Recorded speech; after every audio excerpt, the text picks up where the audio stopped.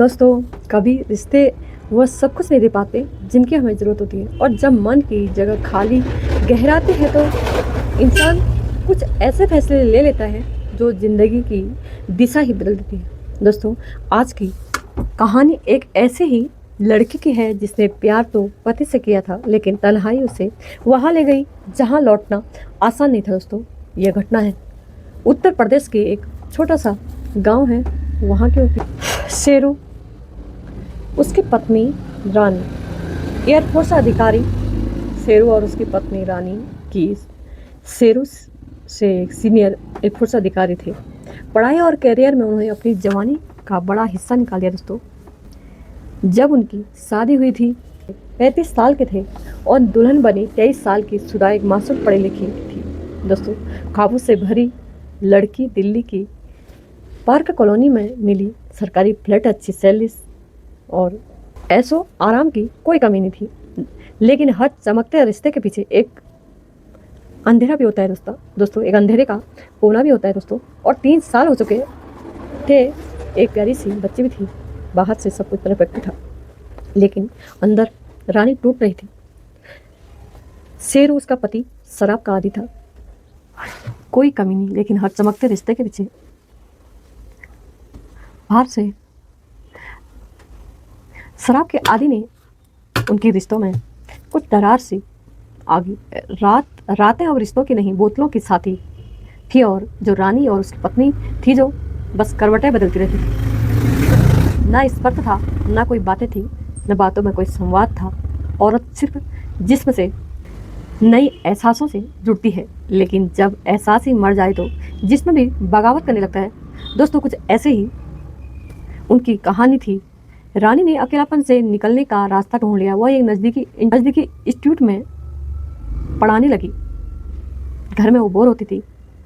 उसकी मुलाकात एक लड़के से होती है। वो लड़का कम 24 से 25 साल का होता है। दोस्तों, वह जो तेज, जिंदा दिल और स्मार्ट और सुंदर लड़का होता है, रानी के लिए वो सिर्फ एक छात्र नहीं, धीरे धीरे साथी बन जाता है। दोस्तों, शुरुआत में हंसी मजाक से हुई थी। फिर एक दिन रानी ने देखा कि उस लड़के की आंखों में वो खिंचाव है जो उसकी अधूरी प्यास को भाप चुका था। एक दिन वो सीमा भी टूट गई। दोस्तों, फिर यह सिलसिला बनता चला गया।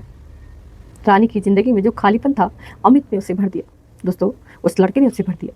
शुरू कर दिया कि अब रानी अब खुश रहने लगी थी। झगड़े कम हो गए। जो इस शेरू को यह बदलाव अच्छा लगा, लेकिन असलियत की भनक उसे तब लगी जब मोहल्ले वालों ने सवाल शुरू कर। शेरू ने सुधा से सीधे पूछा, रास्ते पर तुम जा रही हो? रानी, वो सिर्फ धोखा नहीं, खुद के लिए एक दलदल है। वहाँ से लौट आओ, अभी भी वक्त है। लेकिन जो रानी है अब उस मोड़ पर जा चुकी है। दोस्तों, जा चुकी थी। लौटना नामुमकिन था, और नामुमकिन होता है। फिर एक दिन वो तूफान आ गया। दोस्तों, शायद किसने सोचा नहीं था। पति शेरू मतलब ऑफिस से आता है, अचानक ड्यूटी से जल्दी घर लौट आए। उस दिन उन्होंने देखा कि और देख लिया जो किसी पति के लिए शायद सबसे बड़ा सदमा होता है। दोस्तों, घर के दरवाजे के पीछे उसकी दुनिया बिखर चुकी थी, और देखते ही बिखर गई। शेरू ने अपनी रानी से कुछ नहीं कहा। रानी से कुछ नहीं कहा, बस बेटी को उठाया और हमेशा के लिए चला गया। रानी के लिए सब कुछ नहीं बचा। सब कुछ खत्म हो चुका था। ना पति, ना इज्जत, ना घर, ना। कभी कभी हमारी तन्हाई हमें ऐसे फैसले लेने पर मजबूर कर देती है दोस्तों, जिसका पछतावा उम्र पीछा करता है। और सवाल यह नहीं है कि एक रानी या किसी की सही थी या गलत।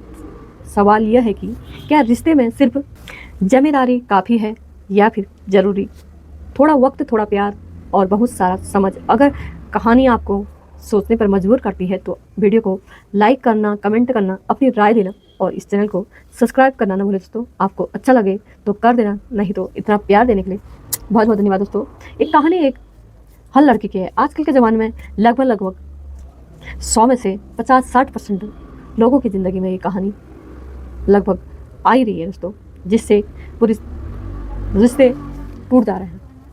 दोस्तों, मैं यहीं पर ये वीडियो समाप्त करती हूँ। अपना और अपनों का ध्यान रखना।